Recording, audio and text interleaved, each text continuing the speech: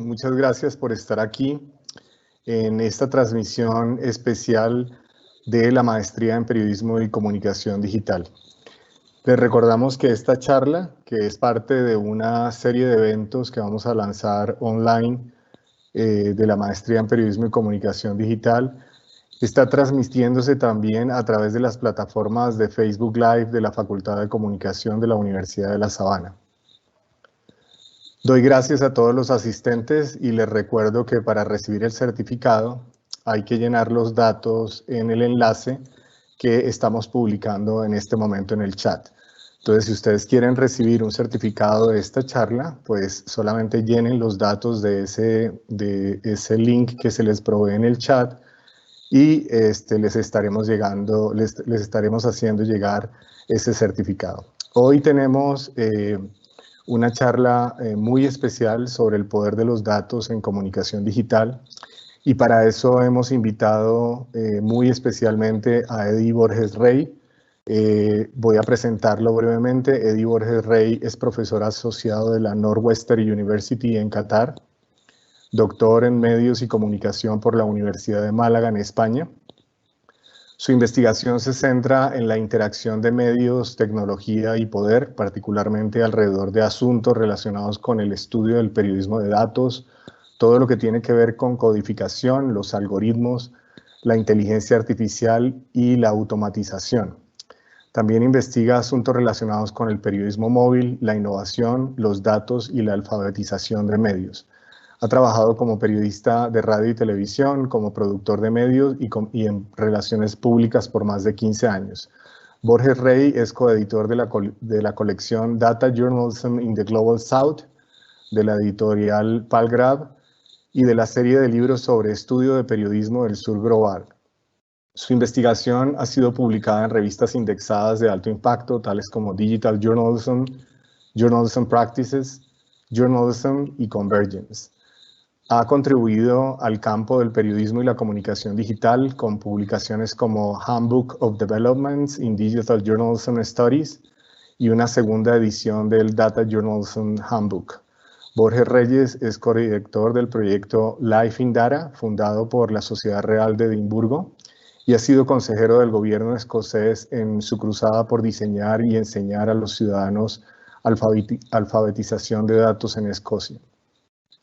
Borges Rey también trabaja en 2 libros monográficos, Journalism and Data, Tensions and Intersections, and Automatic Journalism, Algorithms, Bots, and Computational Cognition. Finalmente, ha enseñado e investigado en distintos países, particularmente en Venezuela, España, Vietnam y Reino Unido.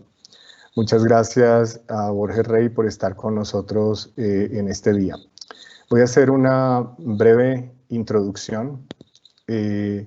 La Maestría en Periodismo y Comunicación Digital pues lanza con esta charla de Eddie Borges Rey una serie de conferencias online destinadas a analizar los movimientos más recientes que afectan al periodismo y la comunicación digital. El tema que hemos propuesto, el poder de los datos en la comunicación digital, particularmente centrado en movimientos del sur global, es importante porque nos permite entender cómo la apropiación de la tecnología digital y las grandes bases de datos están ampliando las fronteras del periodismo y abriendo nuevos espacios de trabajo colaborativo con otras profesiones y campos del conocimiento que ofrecen nuevas vías para asegurar el futuro de la profesión en ambientes digitales. La transparencia, el trabajo colaborativo y de código abierto con grandes bases de datos podría ser una de las claves de la profesión para funcionar en ambientes mediados por la tecnología digital.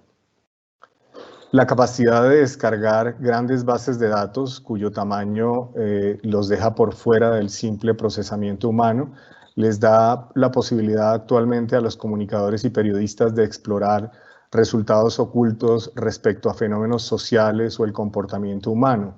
La habilidad precisamente de traducir esos problemas relacionados con los datos en imágenes globales que permiten tomar decisiones que benefician a las organizaciones es uno de los poderes más importantes de los datos actualmente. También la capacidad de predecir comportamientos futuros con grandes bases de datos y con software es una de las tendencias de mayor impacto en la comunicación y en los negocios digitales.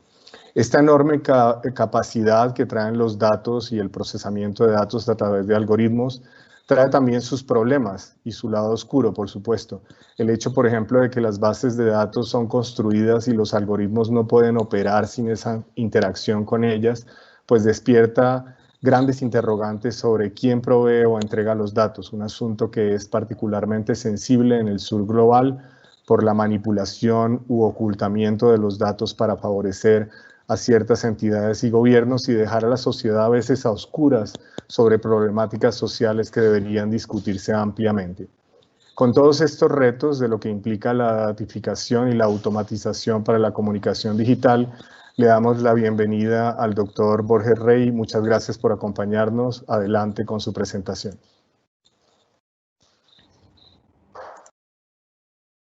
Muchísimas gracias al profesor Víctor García por tan amable introducción y también por haberme invitado a compartir con ustedes parte de lo que es mi investigación en el área de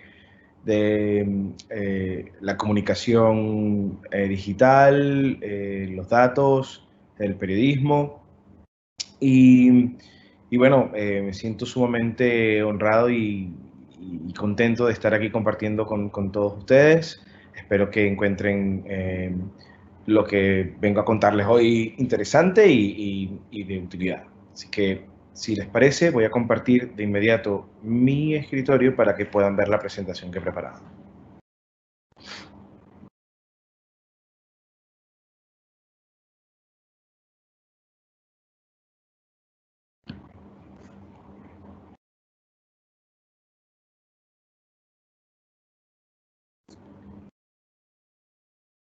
No sé si se ve ahora mismo. Sí, la vemos. La ven, perfecto. Perdón. Genial. Lo que vengo a presentarles hoy aquí es el producto de un proyecto que el profesor García mencionó, que fue generosamente auspiciado por la Royal Society of Edinburgh en Escocia, en el Reino Unido. Fue una red de colaboración que, bueno, un proyecto que llevamos durante 2 años, mi colega Greg Singh y yo, y denominamos Life in Data, Literacy, Openness, Education Policy and Creative Data Innovation in Scotland. El trabajo de investigación que estuvimos, bueno, fue básicamente un proyecto de investigación participante, en el que, bueno, involucramos a una serie de organismos públicos, representantes de la sociedad civil, comunidades creativas, diferentes grupos y comunidades y colectivos en Escocia, para discutir, bueno, en principio, cuál vendría a ser una definición operativa que se pudiese utilizar sobre lo que se conoce ahora y en aquella época se estaba empezando a discutir como alfabetización en el uso de datos. Y luego, bueno, discutir qué posibilidades existían en Escocia para discutir con el gobierno, posibilidades para desarrollar políticas y estrategias de fomento de este tipo de alfabetización en el currículo de las escuelas y de la educación permanente en el país.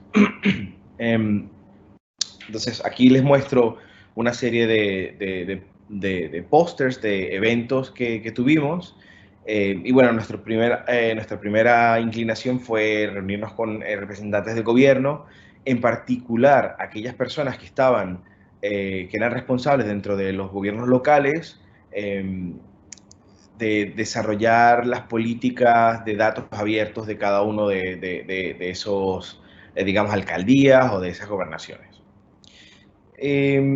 Y progresivamente fuimos discutiendo con una serie de académicos cómo podríamos desarrollar una definición que pudiese ser utilizada por todos los participantes de la red, para luego ir discutiendo con cada una de una serie de comunidades de qué manera pues, podríamos comprender mejor la forma en la que los datos se usaban en esas comunidades y cómo pueden empoderarse los ciudadanos en el uso de los datos que consumían y de los datos que generaban.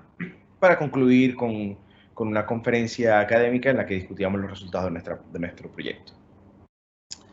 Entonces, para introducir un poco la temática de la que quiero hablar hoy, voy a volver a un evento que ocurrió hace un par de años, y me imagino que todos aquí conocemos muy bien. Es el caso en el que la compañía, la firma británica Cambridge Analytica, queda al descubierto, al escrutinio público. Una serie de periodistas trabajando en el Reino Unido descubren una serie de conspiraciones que la empresa está llevando a cabo, en la que básicamente ellos se hacen con una cantidad abrumadora de datos personales de usuarios de la red social Facebook, procesan esos datos para crear una serie de perfiles psicométricos de los usuarios y con eso, pues vendiéndole esos perfiles psicométricos a los individuos que les contrataban, a los clientes que les contrataban, muchos de ellos, pues candidatos a presidencia en ciertos países, desarrollaban una serie de campañas publicitarias para persuadir a esos usuarios en cuanto a su intención de voto. Básicamente el principio es muy sencillo. En el caso de Brexit, por ejemplo, había una alta cantidad de personas que ya tenían decidido si iban a votar a favor o en contra de Brexit, pero había una porción también bastante grande de personas que no estaban decididas. Entonces, bueno, estas personas, pues, la compañía Cambridge Analytica, extrayendo la data de usuarios que no se habían decidido, pudieron determinar qué tipo de publicidad iba a afectarles de manera más poderosa para poder cambiar su comportamiento o su intención de voto. A través de tal vez instigar odio, a través de instigar miedo, a través de atacar, digamos, sus juicios de valor. Muchos usuarios, luego de que estas alegaciones se hicieron de dominio público, estuvieron considerando si borraban o no borraban su cuenta de Facebook, ¿ok? Y digamos que el argumento que yo quiero hacer, que quiero, digamos, proponer aquí en esta presentación, es que tal vez vaya a ser poco popular lo que vaya a decir, vaya a ser poco bien recibido, pero bueno, Facebook no tenía la culpa. Facebook, compañías como Facebook, grandes plataformas de Internet, han hecho y han puesto de manifiesto de manera bastante clara en los términos de uso digamos, de sus compañías, de sus plataformas, que el modelo de negocio que ellos siguen es básicamente lucrarse de los datos personales de los usuarios que participan dentro de su plataforma. Y la forma de lucrarse es, digamos, vendiendo esos datos personales a terceros. Entonces, ¿por qué los datos son tan importantes? ¿Qué datos, no? También, porque muchos de nosotros, normalmente cuando se nos dice, bueno, el Big Data, los datos, ¿qué es todo esto, no? Digamos, datos suenan bastante abstractos, como un concepto bastante abstracto, ¿no? Y aquí, en esta diapositiva, pues pongo algunos de los elementos que nosotros usamos de manera cotidiana que generan una cantidad abrumadora de datos. Partiendo, por ejemplo, a la izquierda completamente, tienen una tarjeta de fidelización de cualquier tienda que básicamente te da una tarjeta para que tú acumules puntos, para después darte descuentos. Cualquier tipo de compra que tú vas haciendo con esa tarjeta, pues queda registrada y eso, digamos, queda registrada en una base de datos y esa base de datos luego es utilizada por la compañía para ellos determinar si determinados productos están vendiéndose o no, si determinados espacios dentro de la tienda están bien surtidos, si están bien diseñados y cuestiones por el estilo. Y de igual manera, cualquier transacción que nosotros hacemos con nuestras tarjetas del banco, con nuestras tarjetas de crédito o de débito, también quedan registradas y generan una serie de transacciones, también una serie de datos que quedan registrados y que son utilizados luego por compañías, ¿no? Compras que hacemos en cualquier plataforma de e-commerce también generan una cantidad de datos que son interpretadas luego por algoritmos, entidades automáticas dentro de esas plataformas que luego nos proponen, pues, eh, productos que son iguales o que parecidos, o productos que en base a nuestro comportamiento de compra, esos algoritmos interpretan como teniendo el potencial de que, bueno, nosotros lo compremos también, ¿no? Otro vendría a ser otra fuente, digamos, de generación de datos, vendría a ser cualquier interacción que nosotros tenemos en cualquier plataforma como Facebook, Instagram, YouTube, Twitter, LinkedIn, Snapchat, TikTok, cualquiera de ellas, cualquier tipo de interacciones que nosotros hacemos, desde en qué vídeos cliqueamos, qué fotografías vemos, qué nos gusta y a qué le damos al corazoncito o no. Todo ese tipo de datos luego son interpretados por algoritmos también que funcionan dentro de esas plataformas para, digamos, configurar nuestro feed, para ver qué fotografías son expuestas en nuestro feed, para ver qué potenciales usuarios son recomendados y cuestiones por el estilo. También estos dispositivos conversacionales como Alexa, como Siri, dispositivos que básicamente usamos para controlar otros dispositivos, otras cosas dentro de nuestra casa, también están constantemente registrando los comandos, los mandos, las instrucciones, las preguntas, todo lo que nosotros les decimos, transformándolo en datos que luego son interpretados para mejorar la experiencia de usuario, en principio, pero luego también para desarrollar perfiles psicométricos de nosotros y vendérsela a compañías publicitarias y por el estilo. También cuando jugamos con videoconsolas como la Xbox, como la PlayStation, nuestras interacciones en esos, digamos, en los rankings, en las tablas de scores también quedan registradas y eso pues también es utilizado. Cuando escuchamos música en Spotify o cualquier otra plataforma de música similar, cuando hacemos búsquedas en Google, también. Eh, y por supuesto, cuando utilizamos dispositivos como el Apple Watch o el Fitbit, toda esa data que se genera, todos esos datos que se generan en base a nuestros movimientos, a los ejercicios que hacemos, cuánta actividad física tenemos durante el día, también se venden luego a compañías farmacéuticas, a compañías de fitness y cuestiones por el estilo. Entonces, para, digamos, resumir todo esto, tenemos, bueno, digamos, transacciones financieras, cuentas de banco y tarjetas de crédito que se almacenan. Tenemos una serie de interacciones en línea que son recolectadas a través de comunicaciones, post en redes sociales, tablas de clasificación, por ejemplo, en la Xbox 360, clics, búsquedas. Pero también tenemos lo que se conoce como el data valence o, digamos, la vigilancia de datos. Sistemas de vigilancia omnipresente que tienen circuitos cerrados de televisión, que usan datos de geolocalización en tu teléfono, dónde estás, a dónde vas. Usan también sistemas biométricos de reconocimiento facial, audio, etcétera, que también están constantemente recolectando datos. Entonces, básicamente, como pueden ver, y alguien preguntaba en el chat de preguntas y respuestas, ¿a qué se refieren con el poder de los datos? Básicamente, sin saberlo y sin tener conciencia completa, nosotros generamos a diario una cantidad abrumadora de datos que son recolectados, procesados por una serie de compañías en el trasfondo, que nosotros realmente no lo vemos, no vemos que ocurra, nosotros simplemente estamos disfrutando de una experiencia en línea que nosotros asumimos como completamente benigna, y luego lo que está ocurriendo es que en el trasfondo se están generando, pues, digamos, perfiles psicométricos que luego son usados para vendernos productos, para determinar muchísimas cosas, incluidas nuestras intenciones de voto, ¿no? Entonces, básicamente, desde que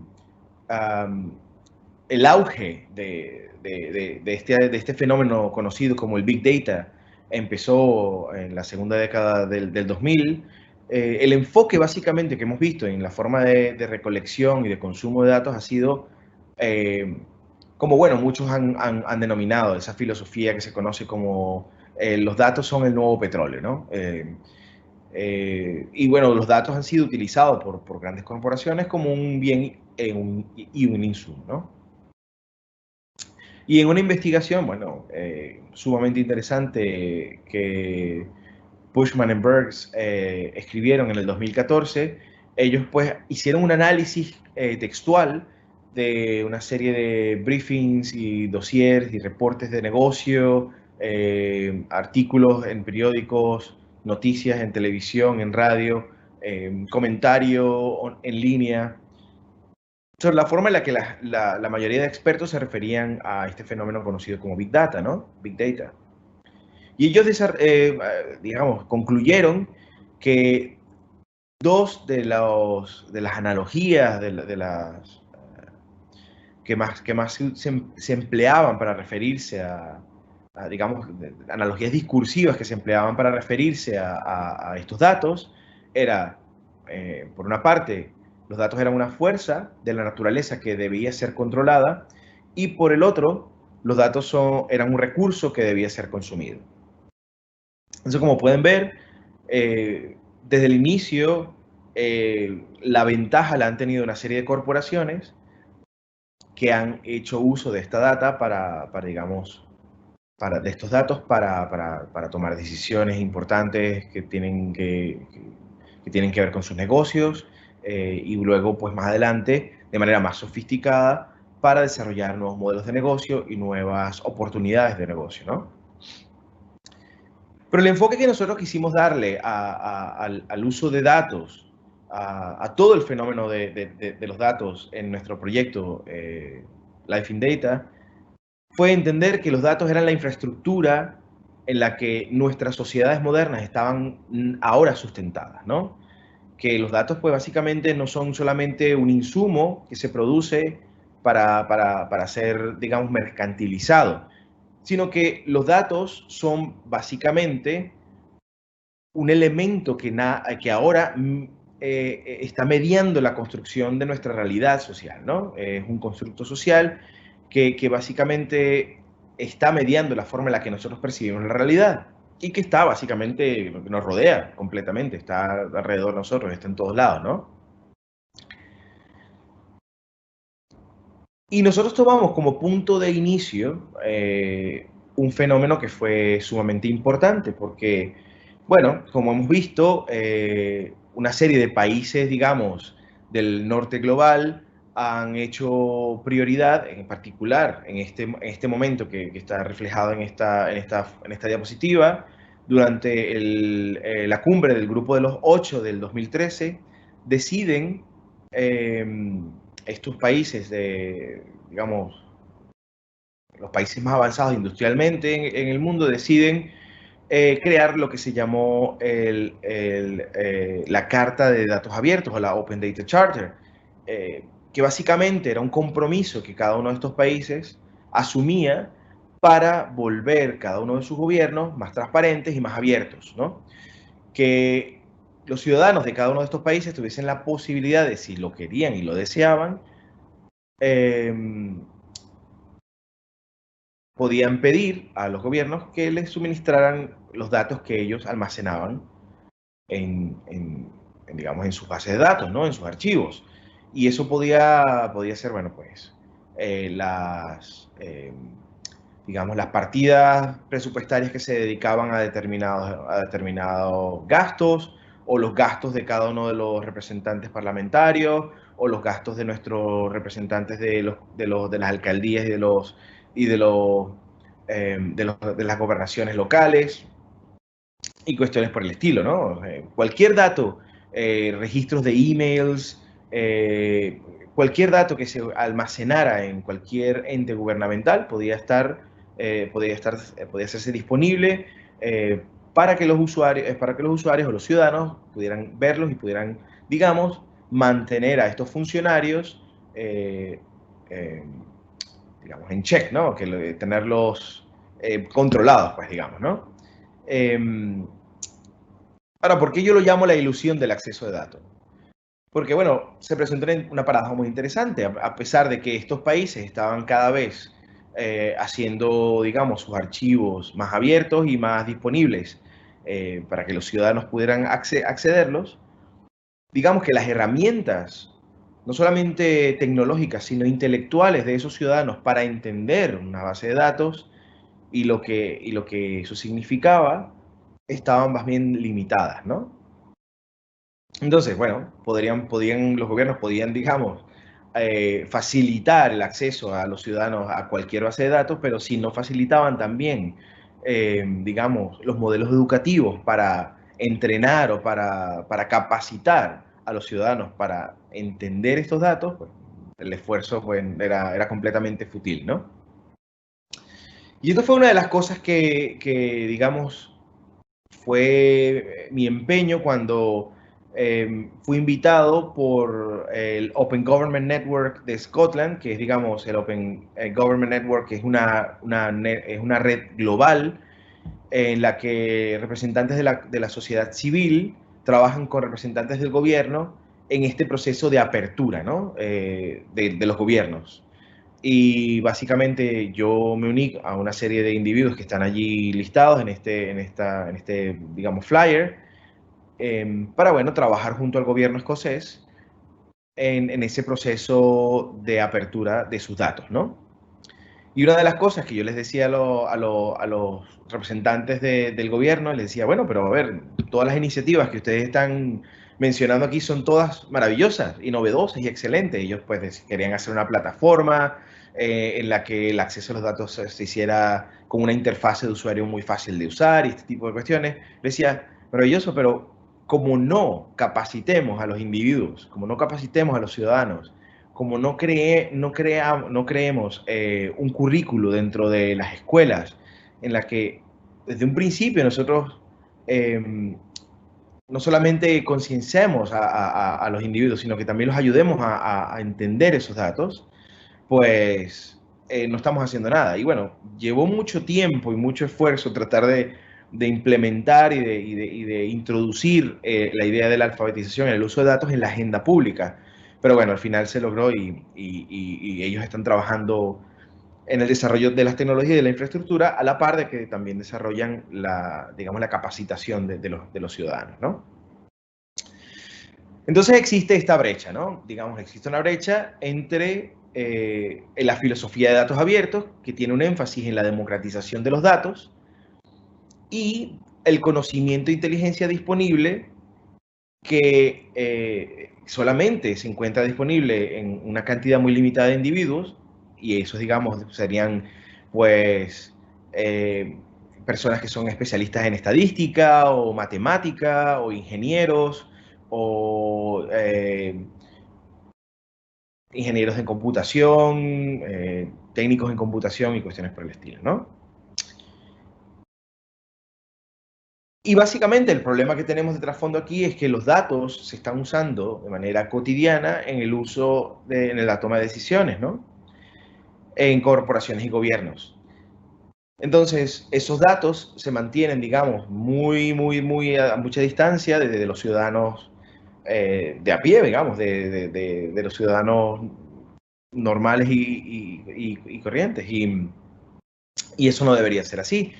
Aquí les puse un pequeño triángulo que es producto también de investigación que dice que, bueno, que la base, lo más importante debería ser la concienciación, debería ser el primer punto de entrada, concienciar a la gente sobre qué pasa con sus datos personales, cómo generan datos, generan datos, qué pasa luego con esos datos y así, y luego poco a poco ir subiendo hasta que uno puede utilizar datos para desarrollar no solamente conocimiento, pero también para generar sabiduría, ¿no? Para entender una serie de fenómenos que ocurren en nuestras sociedades, en nuestras organizaciones, en la política de los países y así, ¿no?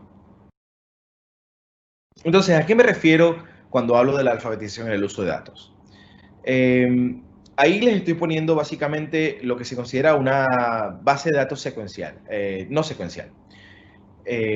Una base de datos no secuencial, básicamente, como pueden ver allí, no es la típica tabla de Excel que podríamos estar usando nosotros de manera, digamos, de usuario básico, ¿no? Este tipo de base de datos son un poco más complejas y requieren algún tipo de aplicación que ayude, que ayude a los individuos a hacer interpretaciones. Imagínense que esta base de datos tiene 1.000.000 de columnas, perdón, 1.000.000 de filas. Como bien lo decía el profesor Víctor García, la capacidad que nosotros tenemos de abstracción, la capacidad de abstracción humana no es suficiente para poder extraer digamos, inteligencia o información significativa de esta base de datos. Para nosotros ahora mismo, esa base de datos que ustedes ven allí son una serie de números y letras completamente aleatorios que no tienen ningún tipo de valor, ningún tipo de, digamos, de información de relevancia que nosotros podamos utilizar. Claro, si nos pusiéramos a ver cada una de las líneas poco a poco y ver cada uno de los valores, tal vez podríamos tratar de determinar qué nos está diciendo. Pero bueno, normalmente lo que haríamos es esa base de datos la pasaríamos por una aplicación de visualización y podríamos obtener algo como lo que tenemos a nuestra mano derecha, que es, digamos, una visualización que luego tal vez podríamos tratar de interpretar. Pero aún así, existe una serie de visualizaciones que son sumamente abstractas, sumamente complicadas, que el común denominador del ciudadano no puede entender, ¿no? Y el ejemplo lo voy a mostrar más tarde. Entonces, la alfabetización en el uso de datos, por un lado, podría ser enseñar o aprender, o es una capacidad, una competencia para entender este tipo de datos, ¿no? Para entender datos, para poder extraer información de datos. Pero si le damos una vuelta de tuerca a esta definición y vamos un paso más allá, podríamos decir que la alfabetización de datos es una competencia que nos permite interpretar los datos como un constructo social. De esta manera podemos comprender el papel que los datos juegan en la mediación de nuestras relaciones interpersonales y a su vez la manera en la que los individuos se relacionan con su entorno. Entonces, claro, básicamente, ¿qué significa esto? Significa que nosotros podríamos entender, o sea, podríamos desarrollar las competencias que nos permiten entender una visualización de datos como esta. Básicamente, aquí lo que vemos es una visualización generada por el periódico británico El Guardian de todas las alocaciones presupuestarias del gobierno británico y cada una de las partidas y, digamos, las porciones de presupuesto que son asignadas a cada una de esas partidas, ¿no? Entonces, básicamente, esto nos ayuda de manera visual a entender el total de los gastos del gobierno y cuánto ha decidido el gobierno que se debe, digamos, asignar a cada una de esas partidas. El Departamento de Trabajo y Pensión, por ejemplo, o el Departamento de Salud, o el Departamento de Infantil y de Familia, el de los impuestos y así sucesivamente, ¿no? Este tipo de visualización nos permite también, digamos, como ciudadanos decir, bueno, nos parece adecuada la forma en la que el gobierno está distribuyendo o la cantidad de beneficios que se están distribuyendo para, digamos, seguridad o defensa. Por ejemplo, ¿no? Pero para mí, para los que integrábamos la red de nuestro proyecto, no era solamente importante entender la relevancia de este tipo de visualizaciones, pero también entender este tipo de fenómenos, ¿no? Que esto, digamos, es un pequeño chiste que para los que no entiendan el inglés, básicamente tienen a dos puerquitos y uno dice, y no es maravilloso que no tengamos que pagar nada por estar en este granero. Y el otro le dice, sí, incluso la comida es gratis. Y abajo, digamos, tenemos una pequeña leyenda que dice, esta es la relación que existe entre Facebook y tú. Si no estás pagando por el servicio, tú no eres el cliente, eres el producto que se está vendiendo. Entonces, hasta hace poco, nosotros pensábamos que Facebook era una plataforma sumamente altruista, benigna, en la que básicamente nosotros estábamos allí para interactuar de manera gratuita con nuestros familiares, con nuestros amigos, conectar con gente del pasado, de la escuela, subir fotografías, compartir nuestra vida con nuestros amigos, interactuar y básicamente, bueno, sí, aparecía una que otra publicidad y ya está. Y nosotros pensábamos que esa era la forma en la que Facebook generaba, digamos, su dividendo, ¿no? Sus beneficios económicos. Y tomó años, tomó una serie de años, casi 10 años, que digamos, una porción de la ciudadanía ahora entendiera básicamente cuál es el modelo de negocio de Facebook, ¿no? Y de Google. Pero también, digamos que la alfabetización en el uso de datos pone de relevancia el comprender este tipo de fenómenos. Esto también es una teoría muy en boga, bueno, que muchos teóricos ahora han tratado de derogar, digamos, de decir que no es así, que no existe, pero bueno, la traigo aquí para que la discutamos, que es que básicamente estas plataformas, a través de estos sistemas automatizados y algoritmos, que van interpretando nuestros datos y van diciendo, bueno, si a ti te gusta este tipo de productos, si tú apoyas a este tipo de candidatos, quiere decir que tú tienes este tipo de ideología política, entonces ellos básicamente, esos algoritmos, poco a poco van creando una dieta de contenidos en línea que ellos interpretan como que tú vas a gustar, que te van a gustar, pero al mismo tiempo están creando una pequeña burbuja. Ellos están impidiendo que otro contenido que tal vez sea de interés para ti, para tomar decisiones relevantes en tu vida, lleguen a ti. Entonces, básicamente, esto es lo que se conoce como la teoría de la filter bubble o de la burbuja, de la burbuja filtro, que impide que, bueno, que si, por ejemplo, el iParser, que fue el que ideó digamos, este principio, él decía, bueno, yo soy, mi ideología política es liberal y bueno, a mí me gusta estar expuesto también a las ideas de los conservadores porque, bueno, también me gusta entrar en conversaciones y discusiones con ellos sobre lo que ellos plantean, ¿no? Digamos que en esa discusión entre liberales y conservadores es que existe básicamente, es que se basa la idea fundamental de la democracia, ¿no?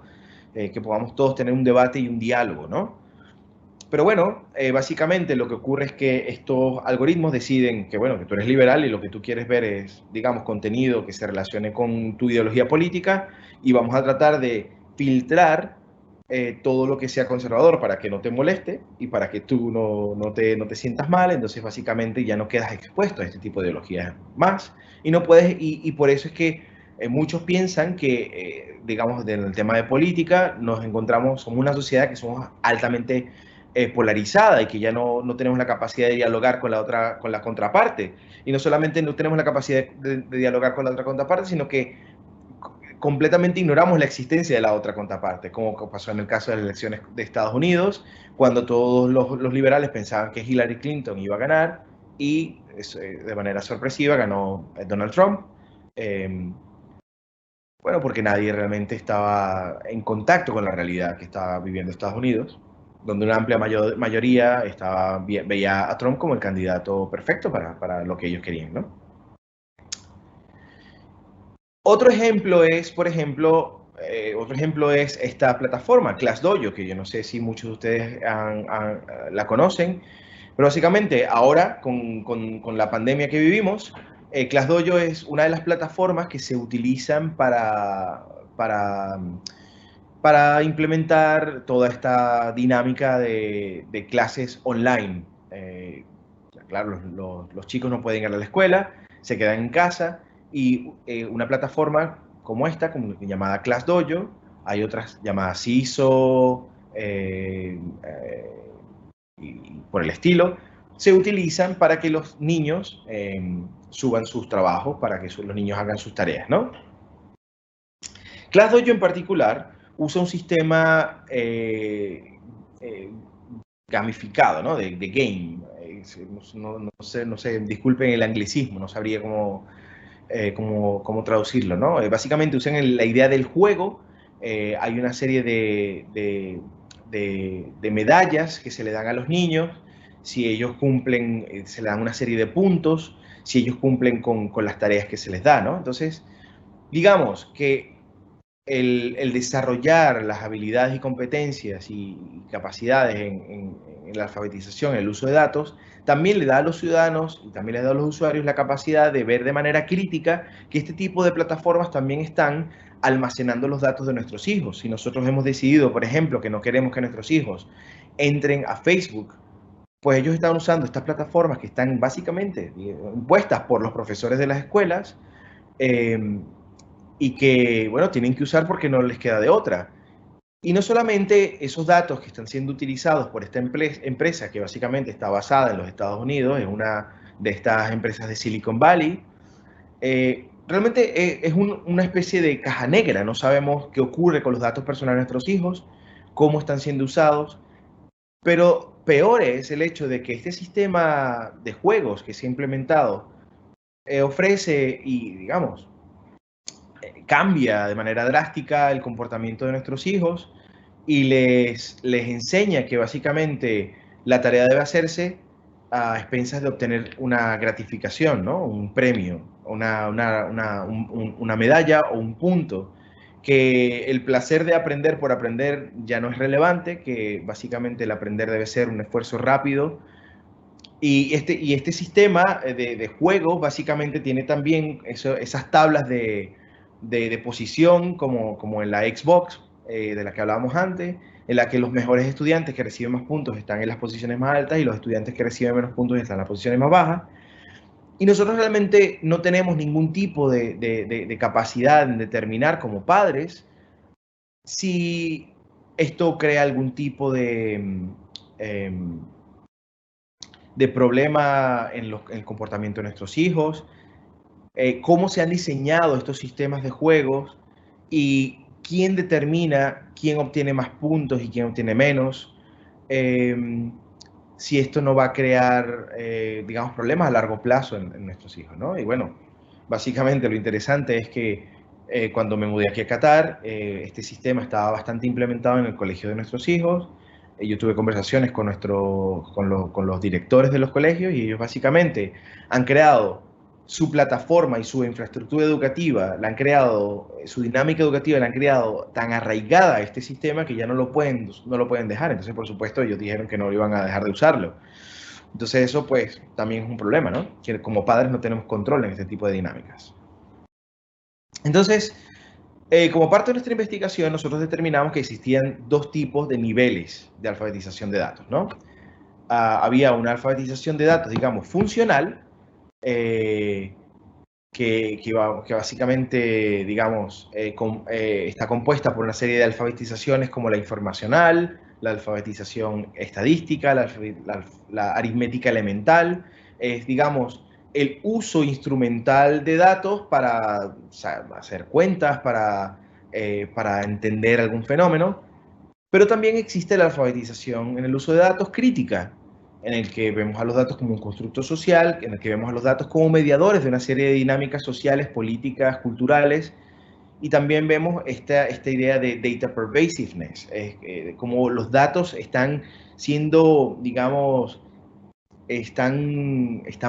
permeando nuestras dinámicas sociales, nuestras relaciones sociales y nuestras culturas, nuestros comportamientos, ¿no? Entonces, un ejemplo, por ejemplo, un ejemplo que quería mostrar es que nosotros tendemos a asumir que todo el mundo va a entender visualizaciones como esta, ¿no? Esto es lo que se llama un scatterplot y lo que tenemos que entender aquí es que esos puntos nos están diciendo algo si entendemos el principio de correlación, que es un principio aritmético, ¿no?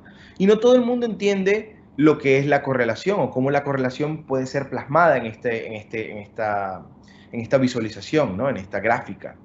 Entonces, básicamente, avanzando un poco nuestra capacidad de comprensión en la aritmética o en la estadística, podemos desarrollar podemos entender lo que esta gráfica nos está diciendo, ¿no? Pero también quería traer el ejemplo, por ejemplo,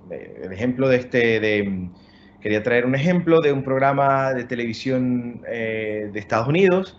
Muchos de ustedes probablemente conocen a Jimmy Kimmel. Jimmy Kimmel tiene un programa, tiene un talk show, un programa de estos magazine de lifestyle, por ejemplo, ¿no? Y él tiene una sección dentro de ese programa en el que van y le hacen preguntas como esta. ¿Qué opinas del Homo sapiens a las personas que van caminando en la calle, ¿no? Y nosotros tenemos este tipo de respuestas, ¿no? Nosotros hemos visto respuestas como, por ejemplo, ¿alguna vez has visto un Homo sapiens? Y la mujer responde, claro, lo vi una vez en el zoológico. O, por ejemplo, ¿cuánto estarías dispuesto a donar para salvar al Homo sapiens? ¿Tú crees que $100 al mes estaría bien? Y dice, bueno, yo más bien daría como $50. Y esto está hecho en tono de WhatsApp, está hecho en tono cómico, ¿no?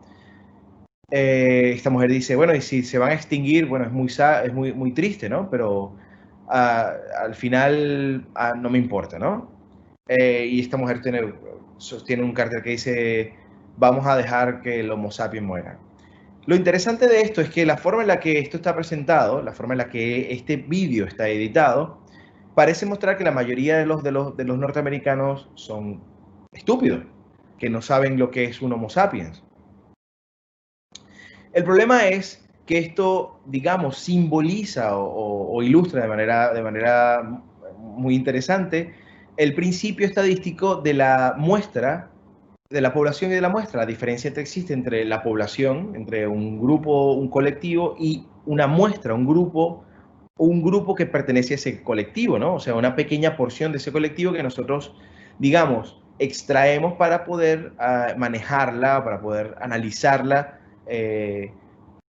y después pues extrapolamos los hallazgos que tenemos en esa muestra al total de la población, ¿no? Entonces, básicamente, ¿qué es lo que ellos han hecho allí? Una persona que tiene comprensión o que tiene una capacidad de alfabetización de datos avanzada, podría decir que, bueno, que las personas que han mostrado en este vídeo es una porción muy limitada, sesgada, de una población mucho más amplia que, por supuesto, saben lo que es el Homo sapiens.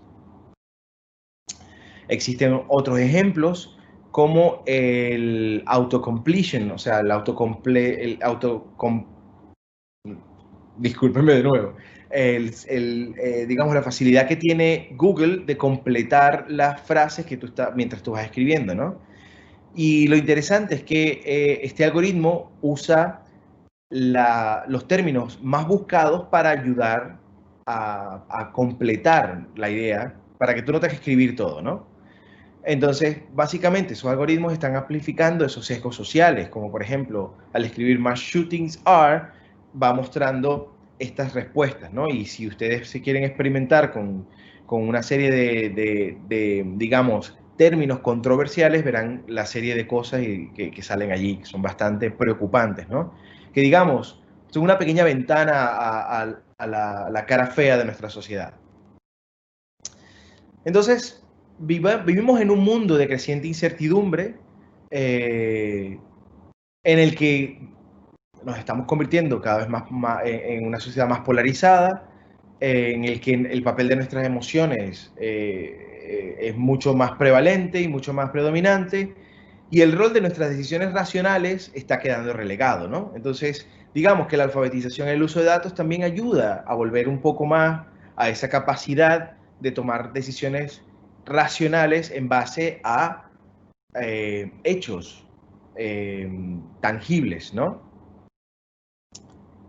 Otro ejemplo sumamente interesante es el Internet de las cosas, ¿no? Que está tan en boga últimamente, la capacidad que vamos a tener en el futuro inmediato de que todos los dispositivos, neveras, lavaplatos, cocina, todo lo que los dispositivos de nuestra casa estén conectados a la Internet y que una serie de sistemas automáticos determinen, por ejemplo, si se está acabando la leche en nuestra nevera, unos sensores van a saber si por el peso, por el volumen, va a saber si la leche se está acabando, pues este sistema de manera automática hace un pedido al supermercado y la leche llegará a casa antes de que se nos acabe la leche. Entonces, en ese mismo principio tenemos el primer Smart Toilet Paper Monitor, que te dice si te estás quedando sin papel higiénico antes de que se te acabe, ¿no? Y el problema con esto es que nos dejamos llevar por todos estos, digamos, adelantos tecnológicos sumamente interesantes y sumamente curiosos, pero muy poco le prestamos atención a problemas como el de la privacidad. Y es que los que desarrollaron este tipo de tecnología, yo asistí a una conferencia en la que ellos estaban presentando esto y decían que, bueno, que ellos podían determinar con el sensor del papel higiénico quién de la familia, qué persona de la familia estaba en el baño, a qué horas, haciendo qué. Y no solamente eso, si era una dama, ellos podían determinar si estaba o no en su periodo. Entonces, una cuestión sumamente curiosa, como un sensor en nuestro rollo de papel higiénico en el baño, puede desencadenar una serie de problemas como este, que atentan en contra de nuestra privacidad. Entonces, hablando de privacidad, otro caso sumamente interesante fue el que ocurrió hace algunos años en el Reino Unido, en el que, por ejemplo, David Cameron,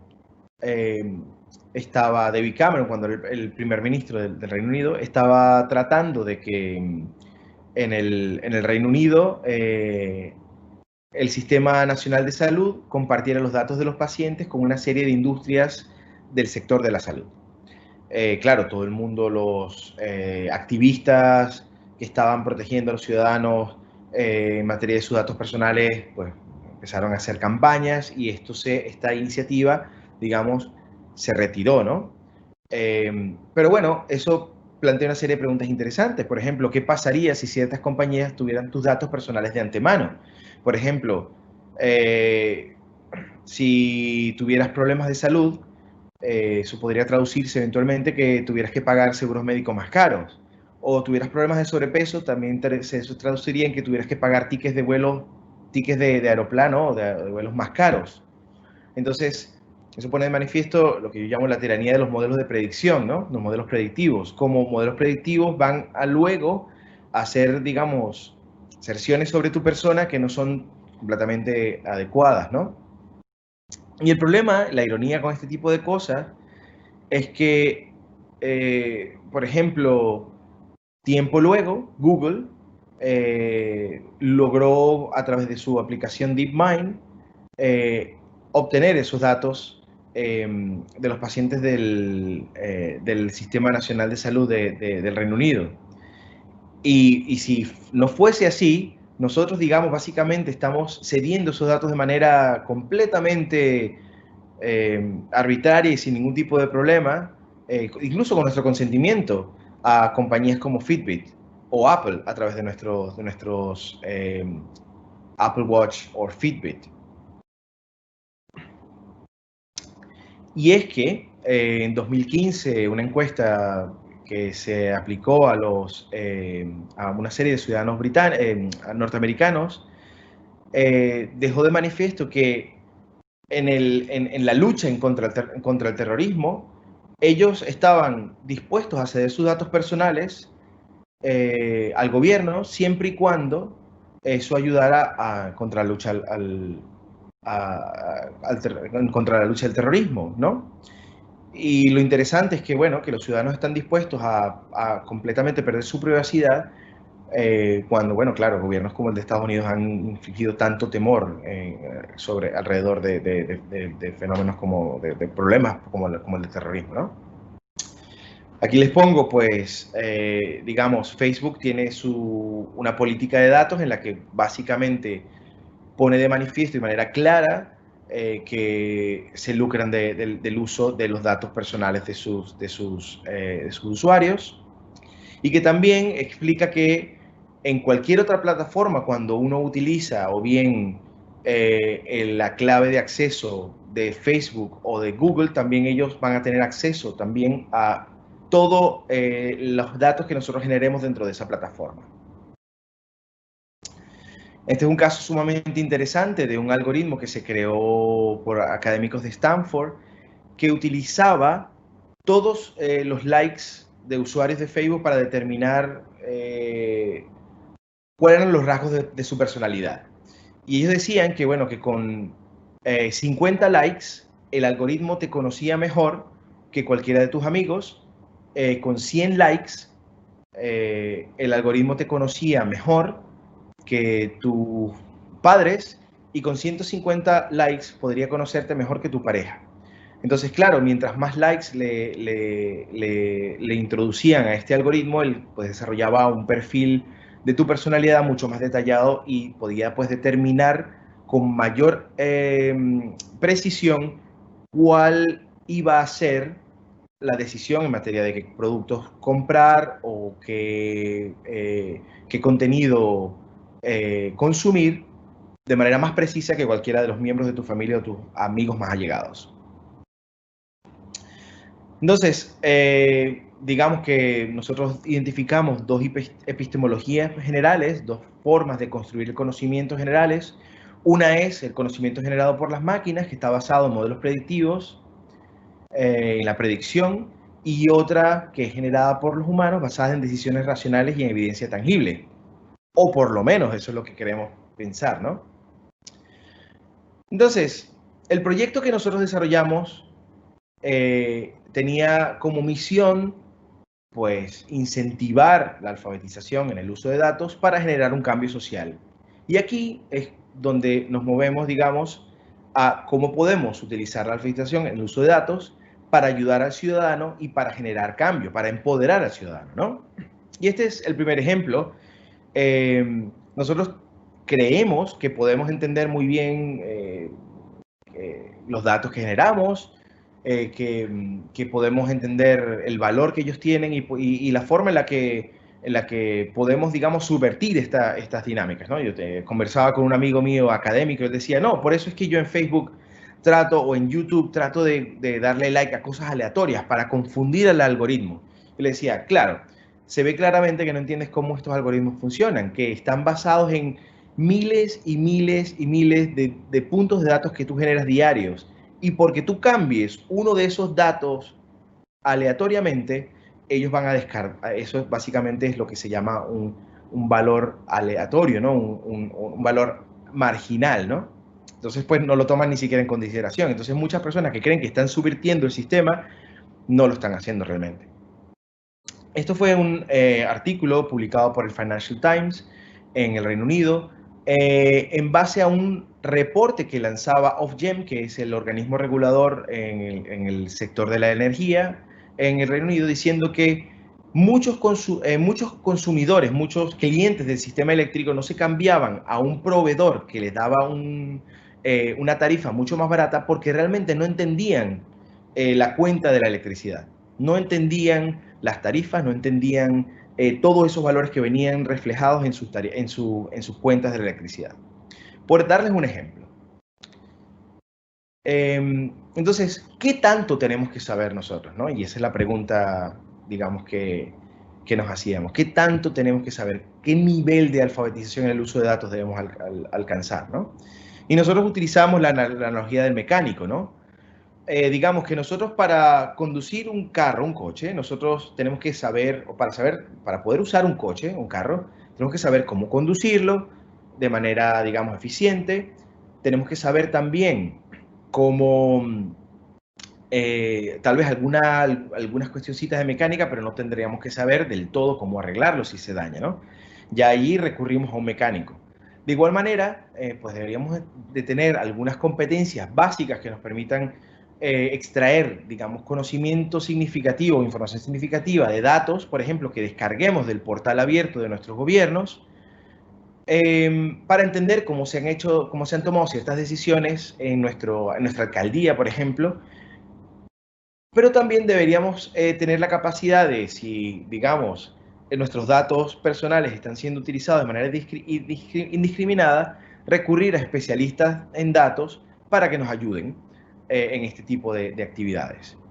Y en ese sentido se han creado iniciativas sumamente interesantes a nivel internacional o a nivel global, como redes de Data Champions, o digamos embajadores de datos. Son voluntarios, personas, facilitadores, evangelistas, traductores, defensores, que tratan de reducir esa brecha que existe entre las corporaciones, que por supuesto emplean a ingenieros en computación, estadistas, personas que saben de estadística, técnicos de computación y que saben cómo implementar las tecnologías dentro de las corporaciones, y la brecha que existe entre los ciudadanos que no tienen capacidad de entender, digamos, la cuenta de la electricidad. Entonces, son ciudadanos que tienen un poquito, tienen una, digamos, comprensión un poquito más avanzada y ayudan a democratizar no solamente los datos, pero ayudan a democratizar la capacidad de extraer ese conocimiento de los datos, ¿okay? Que también, digamos, es una parte importante. Y aquí, volviendo a la idea que nos compete sobre el sur global, hay una serie de iniciativas sumamente interesantes que, bueno, que les traigo ya para concluir mi presentación hoy. Ya va a abrir la cuenta de la rueda de preguntas y respuestas. Por ejemplo, Accurate Data en Senegal usa la figura del Data Champion para ayudar a comunidades de Senegal a entender la forma en la que, por ejemplo, las escuelas utilizan cuentas en Facebook, en Google, utilizan Google Books y cuestiones por el estilo. También ayudan a pequeñas y medianas empresas a entender la forma en la que pueden utilizar los datos para generar mejores decisiones de negocio y cuestiones por el estilo. También tenemos DataSitu en Tanzania, que está más enfocada a ayudar y empoderar a las comunidades de usuarios para tomar mejores decisiones en base a datos. También tenemos, por ejemplo, uno de mis favoritos, que se llaman las Naija Data Ladies, que son jóvenes mujeres que hacen periodismo de datos en Nigeria. Esto es una iniciativa increíble.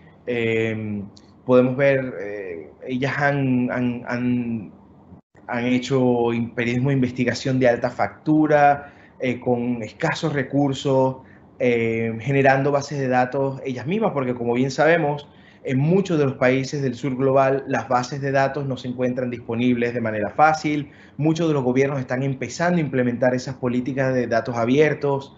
Las más avanzadas, los países más avanzados, por ejemplo en Latinoamérica, podrían venir a ser Argentina, países como tal vez Colombia, pero ni siquiera México, que hasta hace poco no tenían ni siquiera la capacidad de los usuarios de acceder a datos de los gobiernos. Imagínense el resto de los países, ¿no?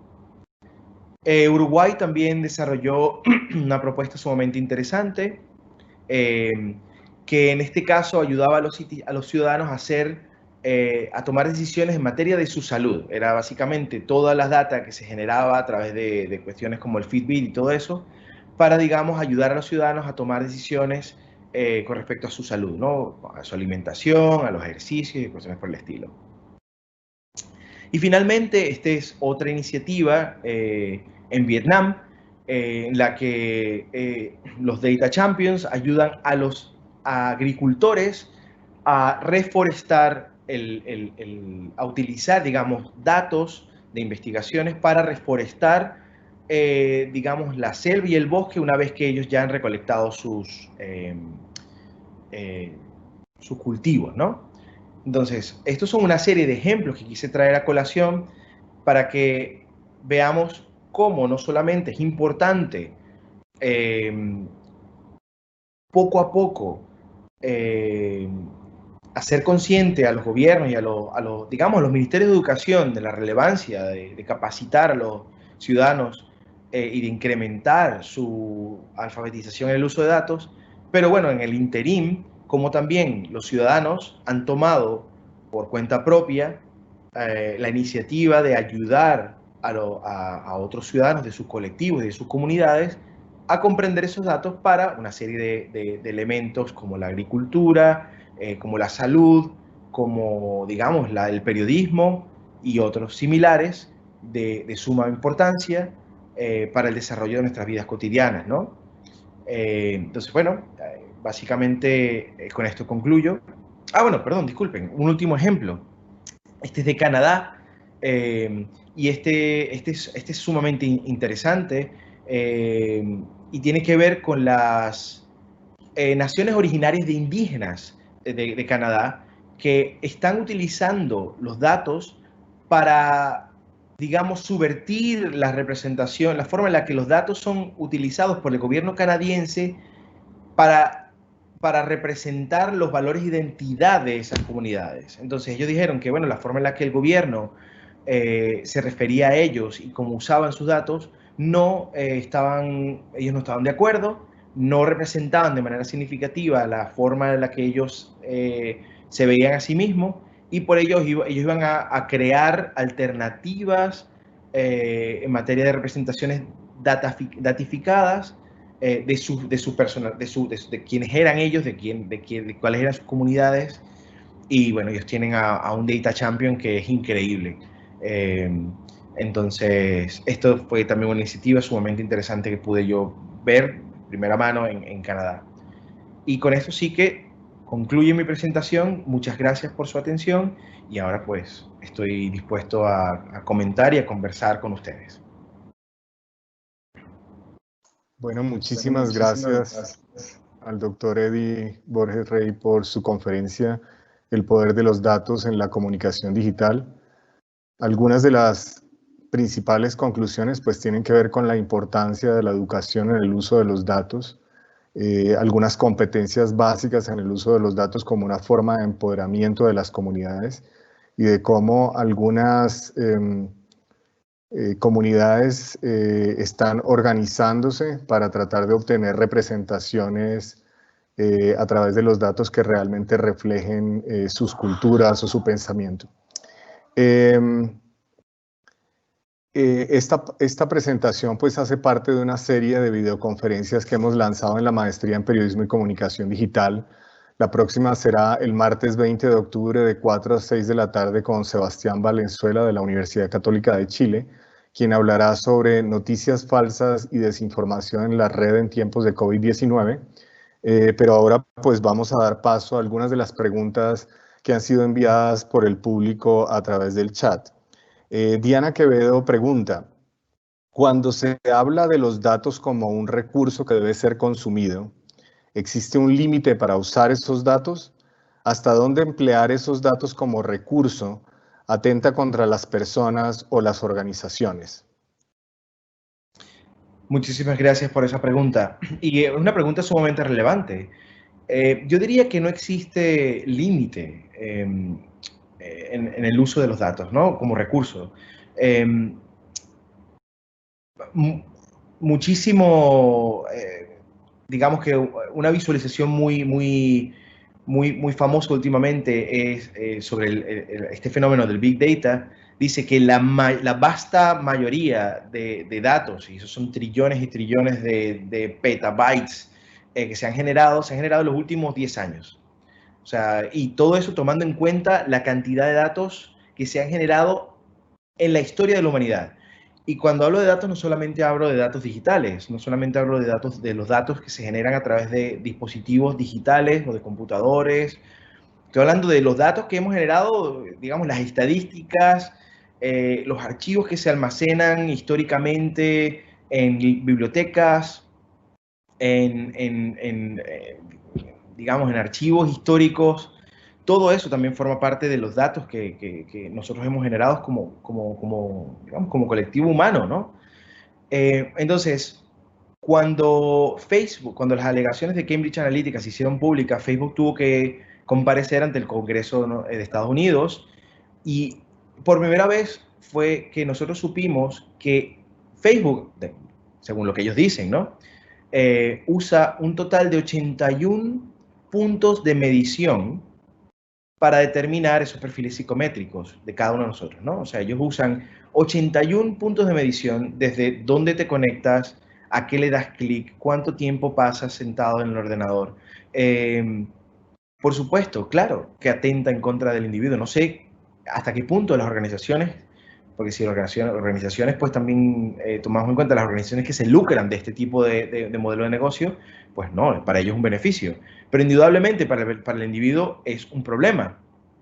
Porque, bueno, si nosotros de manera consciente, completamente consciente, cediéramos esos datos por, digamos, el beneficio de obtener una gratificación en línea, una experiencia online, muy bien. Pero el problema es que hay una serie digamos, personas vulnerables, niños, ancianos, personas con algún tipo de discapacidad que no tienen, digamos, el conocimiento de cómo estas dinámicas ocurren, ¿no?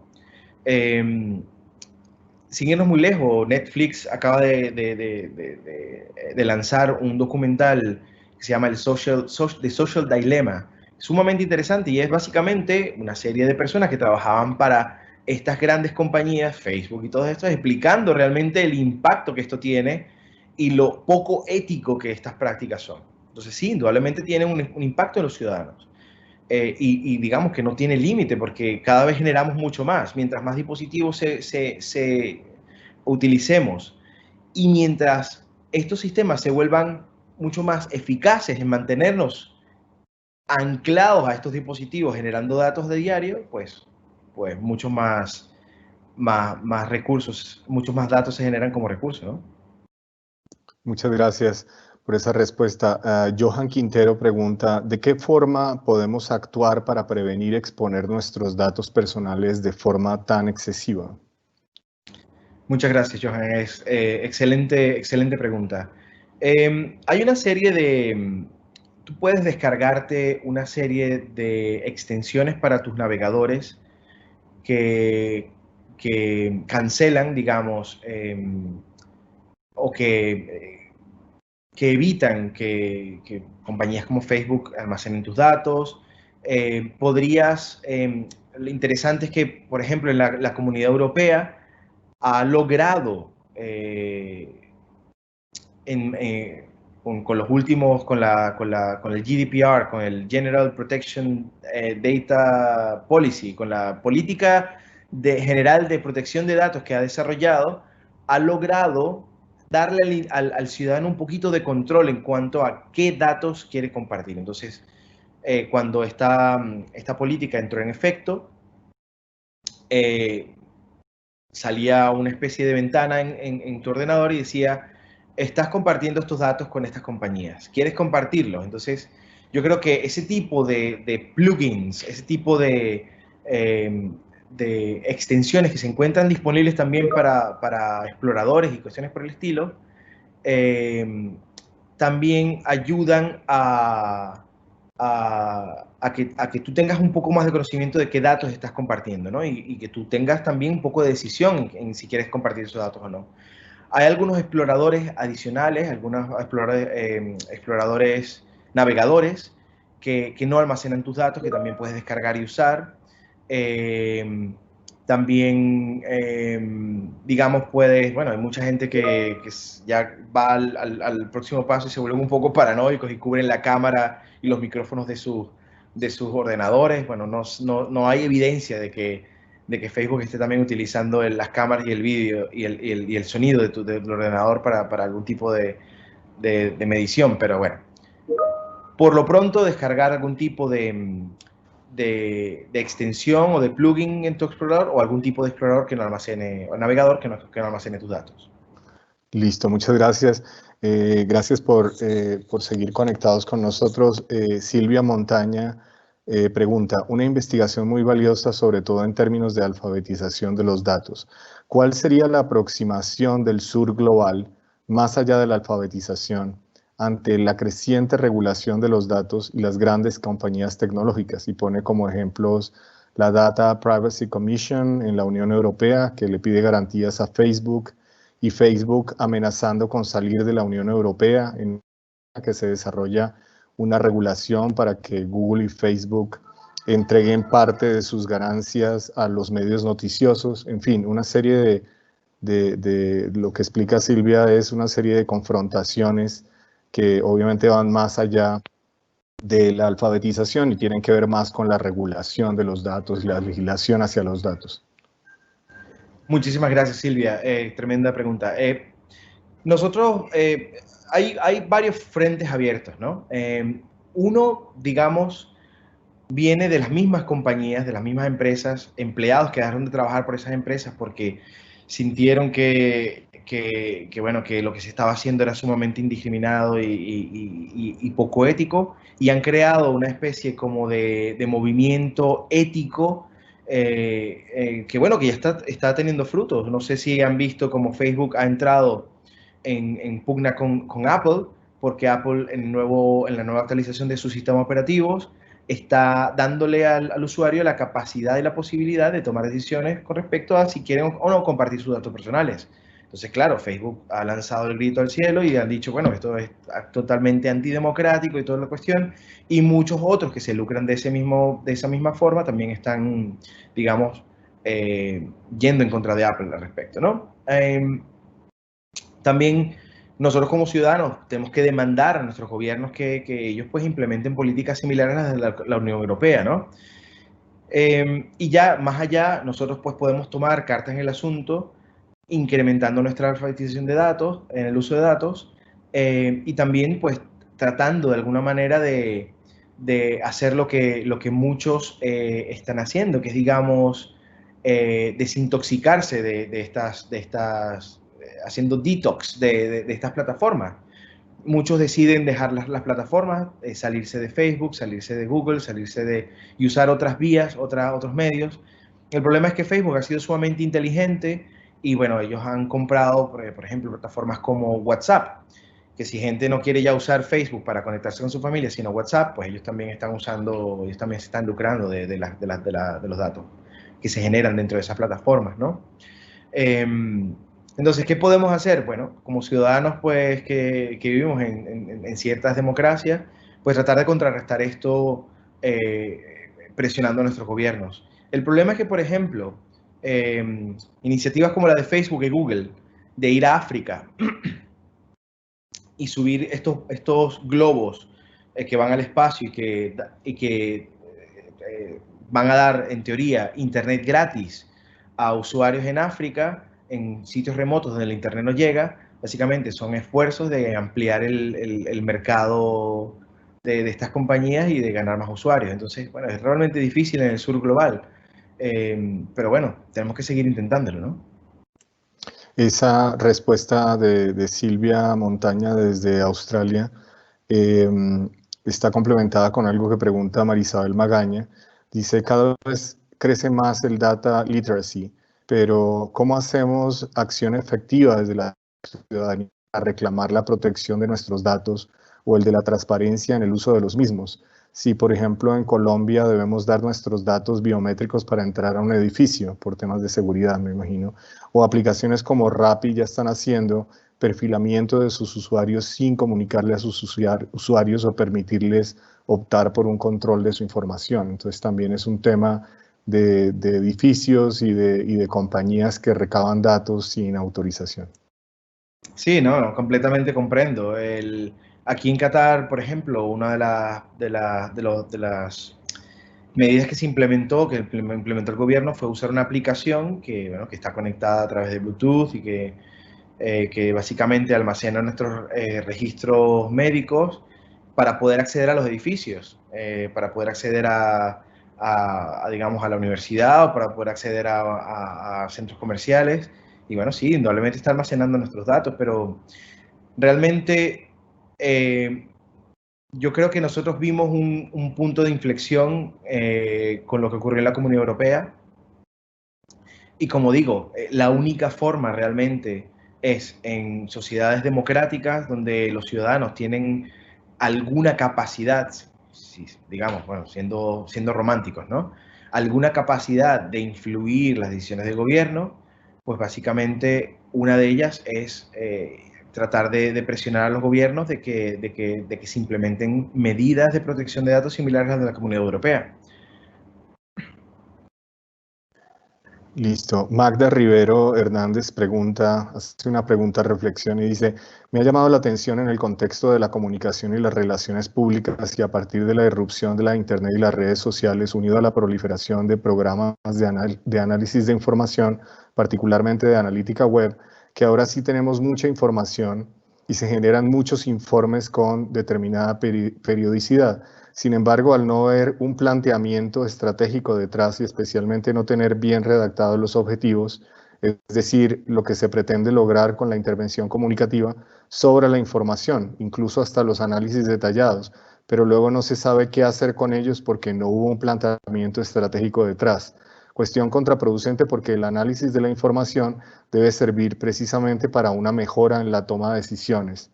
¿Qué opinión le merece esta situación en que pues, hay una gran cantidad de datos, no un objetivo claro, se recaban los datos, se lee la información, pero no hay un objetivo claro con respecto a esa intervención comunicativa? Completamente de acuerdo. Cuando, cuando estuve trabajando con el gobierno escocés, muchísimos datos que se almacenaban sobre la actividad diaria del ente público en el país, muchísimo se quedaba almacenado simplemente porque, bueno, debía almacenarse y no se utilizaba de manera estratégica para, digamos, mejorar los servicios, para, para mejorar la estructura y las dinámicas internas de los entes y cuestiones por el estilo. Muchos digamos, de los nerds que estaban dentro, trabajando dentro, me dijeron que, pues, que como los representantes digamos, como los representantes de los congresistas, los parlamentarios, no tenían ni idea de cómo utilizar estos datos, pues muchos de ellos pues se quedaban allí. Y ahí es donde, digamos, y por eso es que argumento que los entes corporativos que sí que utilizan de manera efectiva esos datos en dashboards, todo el tiempo están viendo en tiempo real cómo esos datos se generan y digamos, el insight que esos datos generan para tomar sus decisiones cotidianas, tienen una ventaja mucho más abrumadora de la que nosotros tenemos como ciudadanos. Otro elemento que no podemos dejar de lado es el periodismo. Y en ese sentido, el periodismo de datos en particular se está convirtiendo, digamos, en el abanderado que en muchos casos ayuda al ciudadano a desentrañar, digamos, el conocimiento que existen, que están enterrados en esos datos, para ayudar a presionar a los gobiernos en materia de cuestiones como la privacidad, por ejemplo.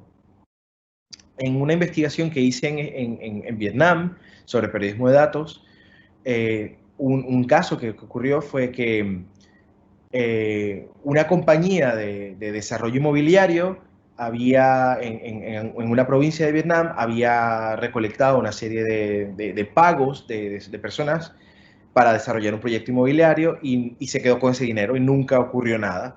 Entonces, la gente se contactó con los periodistas de datos, les facilitaron sus datos personales sobre las transacciones que hicieron las inversiones y las transacciones que hicieron en este proyecto inmobiliario. Los periodistas de datos crearon un proyecto de periodismo de datos excelente que al final hizo que el gobierno reaccionara, llamara a la compañía y hiciera que les devolviera todo el dinero a los ciudadanos. Entonces, bueno, el periodismo es una vía para ejercer presión en el gobierno para ayudar a los ciudadanos eventualmente, ¿no? Qué bueno escuchar eso y ver que uno de los caminos que se abre para el periodismo es precisamente la comunicación a través de los datos o la gestión de datos. Silvia Ospina pregunta, a raíz del documental Social Dilemma, muy relacionado con esta charla, ¿conoce si hay algún país o región que ha comenzado a trabajar en alguna regulación para controlar el uso de datos de todos los usuarios de redes como Facebook, Instagram, LinkedIn, YouTube o Google? Sí, claro, la Comunidad Europea ha sido, digamos, el pionero. Yo creo que tiene mucho que ver, si volvemos a esa teoría súper antigua de los sistemas de medios, de los media systems. Claro, Europa funciona, digamos, dentro de los media systems, funciona dentro de lo que es el sistema de responsabilidad social. Entonces, claro, muchos de los medios de los medios o de los gobiernos tienen esa ideología de responsabilidad social. Mientras que en Estados Unidos, por ejemplo, el sistema de medios allí, el sistema está basado en el sistema de mercado liberal, ¿no? Entonces, claro, allí lo que premia es que las compañías deben ser protegidas porque eso, digamos, es la libertad de expresión, ¿no? De libertad de poder, de libertad de poder hacer negocio. Entonces, claro, el gobierno apoya a Facebook en este tipo de cuestiones y nunca va, o bueno, es muy difícil que vaya a hacer lo que le hizo la Comunidad Europea, que en países en los que premian la responsabilidad social. ¿Cómo aplica esto a muchos de los países del sur global, donde el sistema es, digamos, autoritario? Pues es mucho más complicado. Habrán sistemas autoritarios que vean eso como una amenaza para sus gobiernos y quieran implementar sistemas de protección. Habrán otros que, pues digamos, como el de mi país, que Venezuela, que no le importa un pepino, y habrán pues otros que no puedan tener la infraestructura para poder hacer algo al respecto. Entonces, bueno, un ejemplo a seguir, digamos, el ejemplo a seguir, el pionero fue la Comunidad Europea. Muy bien. Gina Jiménez pregunta, así como diferentes empresas monetizan los datos, ¿los usuarios no podrán hacer lo mismo? Sí, claro. De hecho, uno de los fenómenos interesantes que se ha generado a partir de las políticas de datos abiertos generadas por gobiernos es que se ha creado todo un nuevo sector llamado el sector infomediario, que lo que hace son usuarios, emprendedores, que agarran los datos que se generan en el gobierno y generan aplicaciones que después se venden a través de plataformas móviles. Por ejemplo, una aplicación que te ayuda a saber a qué hora viene el autobús a la parada. Entonces, esa en vez de si el gobierno no la saca, si el ente de transporte de tu ciudadano lo hace, pues algún emprendedor podría hacerlo, vender publicidad dentro de su aplicación y ganar dinero al respecto. Entonces, sí, es una forma de emprendimiento que puede usarse a través del diseño de aplicaciones móviles, usando datos que se encuentran disponibles a través de portales abiertos, por ejemplo.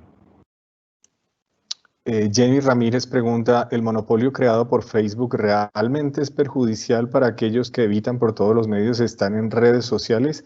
Pareciera que en ningún área, el entretenimiento, el estudio, hogar, estamos blindados para que se recolecten datos para el lucro de las empresas. ¿Cuál es su recomendación a partir de este conocimiento o llamado a atención desde su conferencia? Muchas gracias por esa pregunta. Es una pregunta sumamente interesante porque sabemos algo de lo que Facebook ha hecho gracias al escándalo de Cambridge Analytica, pero realmente no tenemos conocimiento digamos, de la extensión de este tipo de problema. Y lo digo, por ejemplo, porque luego de que Facebook hablara en el Congreso, se supo también de la existencia de los usuarios fantasmas, ¿ok? Estos usuarios fantasmas son personas que nunca han tenido un perfil en Facebook, a los que Facebook tiene acceso a sus datos también. Básicamente porque Facebook ya tiene acceso a móviles que se venden ya preconfigurados con la aplicación instalada, o porque, digamos, personas que no tienen un usuario de Facebook acceden a Facebook externamente a ver un vídeo que se comparte o algún tipo de meme o algún tipo de contenido. Entonces, esos son usuarios que también Facebook está utilizando, también están, digamos, cosechando dentro de su gestión de datos, pero que nunca han tenido un usuario. Entonces, ¿cómo nos protegemos? Y realmente es efectivo.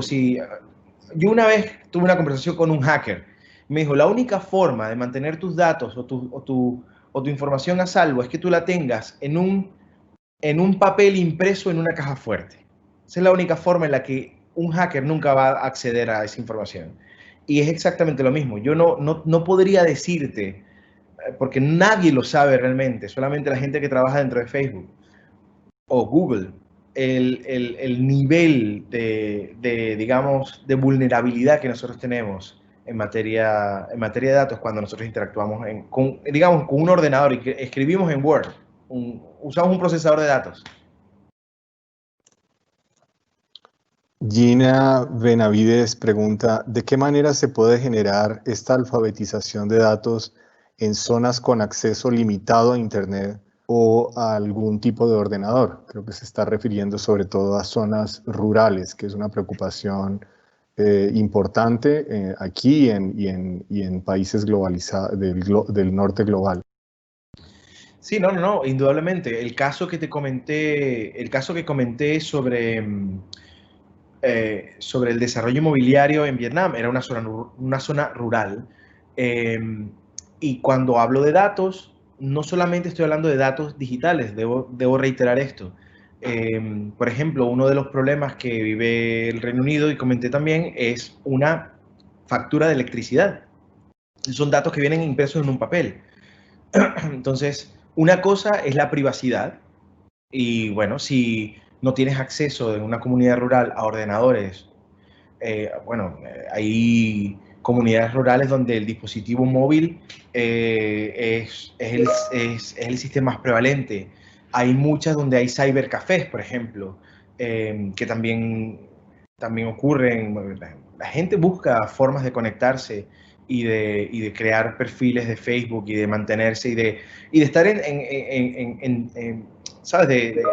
De pertenecer a esta tendencia de las redes sociales. Entonces, o bien a través de un móvil o bien a través de un cybercafé o de alguien que provee ese servicio, ¿no?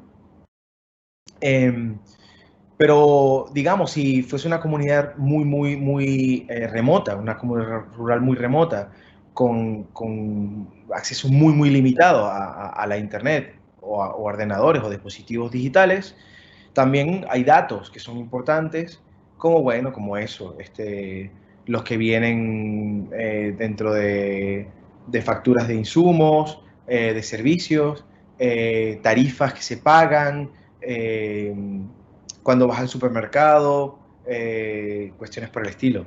También cuando usas una tarjeta de banco, una cuenta bancaria, o sea, otras cosas que no tienen que ver necesariamente con la Internet, ¿no? Hay dos preguntas finales. ¿Qué tipo de herramientas o programas principalmente ayudan a clasificar las bases de datos? Creo que es bastante compleja esa pregunta porque no sé si a ciencia cierta tengas una respuesta para ella. Y la otra pregunta que se formula es alguien que está interesado en ahondar más en este tema de datos y análisis de data, ¿qué puede estudiar o qué carrera puede seguir? Muy bien. Gracias por ambas preguntas. Aplicaciones para la gestión y el análisis de datos, pues puedes utilizar herramientas tan elementales como el Microsoft Excel, que son sumamente poderosas. Muchos de los periodistas de datos que he entrevistado a lo largo de los casi 10 años de investigación en periodismo de datos que llevo, muchos de ellos utilizan solamente Excel y muchos otros luego ya utilizan bases de datos como SQL o JSON o lenguajes de programación, digamos, de gestión de bases de datos, ¿no? Entonces hay bases de datos, hay aplicaciones de bases de datos muy generales, con interfaces de usuarios como el Excel, que usa un sistema de tablas y que también puede generar visualizaciones internamente desde el Excel. O también, pues ya hay herramientas más avanzadas en las que, bueno, tienes que saber un poco de lenguaje de programación para poder usar bases de datos secuenciales o no secuenciales. ¿Qué estudiar para entender mejor esto? Bueno, una de las cosas que yo decidí a medida que iba ahondando en este tema de los datos y del periodismo de datos, decidí que tenía que estudiar Data Science, ciencia de datos. Esa es una carrera que está muy en boga, en la que, bueno, básicamente aprende programación en Python, aprende bases de datos, y aprendes pues optimización, algoritmos, matemáticas, estadística. Esa podría ser una carrera que podría desarrollar para aprender todo esto, ¿no? Pero también hay muchos programas, digamos, dentro de las ciencias sociales y las humanidades que se están abriendo ahora, por ejemplo, el periodismo de datos o, por ejemplo, en ciencias sociales que también hacen investigación cuantitativa, que también hacen análisis de datos, o también estudios críticos de datos dentro de la sociología digital y las humanidades digitales. Entonces, pues también pueden ser para aquellos que no quieran meterse de lleno a estudiar matemáticas, pueden irse por una rama social o humanística, que también están empezando a utilizar lo que se conoce ahora como metodologías de computación social y cuestiones por el estilo. Bueno, creo que esas son las preguntas del público que resultaron pues muy interesantes. Muchas gracias a ustedes por sus preguntas desde distintas partes. Muchas gracias al doctor Eddie Borges Rey. En este momento son las 2:45 de la mañana en Qatar, de modo que agradecemos también su capacidad de dictar una conferencia en la madrugada. Gracias por esa conferencia del poder de los datos en la comunicación digital y sobre todo de la importancia que tiene la alfabetización de los datos para la comunidad. Esta presentación, repito, hace parte de una serie de videoconferencias que hemos lanzado en la Maestría en Periodismo y Comunicación Digital. La próxima será el martes 20 de octubre de 4 a 6 de la tarde con Sebastián Valenzuela de la Universidad Católica de Chile, quien hablará de noticias falsas y desinformación en la red en tiempos de COVID. Están cordialmente invitados. Les quiero dar las gracias por participar. Como les dije, si quieren un certificado de esta charla, pues hay un link en el chat en donde pueden llenar sus datos y les haremos llegar su certificación de esta charla para que pues quede certificada. Y lo otro también es recordarles que pues esta conferencia estuvo transmitida también por Facebook Live y va a ser puesta a disposición de las personas a través de la plataforma de YouTube de la Facultad de Comunicación de la Universidad de La Sabana, a fin de que si ustedes la encuentran interesante y quieren compartirla con otras personas, pues bienvenido. Quiero darle las gracias a todos, particularmente al doctor Borges Rey por estar con nosotros en esta tarde, madrugada para usted, y los esperamos nuevamente en estas charlas acerca de reflexiones sobre la comunicación y el periodismo digital y el futuro de la profesión en ambientes digitales. Muchas gracias, muy amables. Muchísimas gracias a ustedes también, gracias. Hasta luego, que estén bien.